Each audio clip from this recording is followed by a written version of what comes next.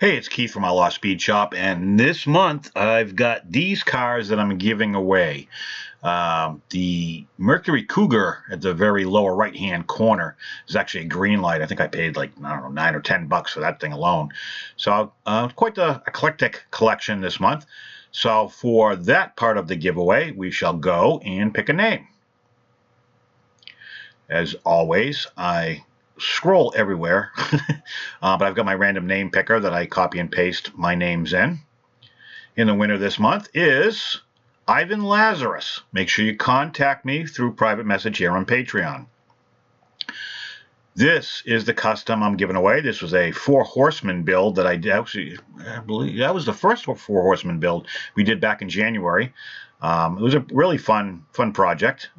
Did it with the alcohol theme, so obviously I went with Jack Daniels, and if anybody follows me on Facebook, you know that that is my preferred beverage of choice, especially on a deck with a cigar and peace and quiet and some tunage. So the winner of that, once again, we shall go back to our random name picker.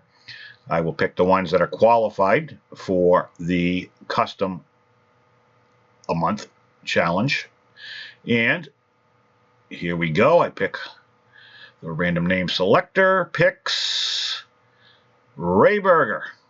Please contact me. I think we're friends on Facebook, so feel free to message me there or here. Either way is fine. Once again, I appreciate everybody being Patreon members. I can't thank you enough. This is unbelievable. And I know I've been busy. Work has been freaking crazy lately. I just haven't had a lot of time.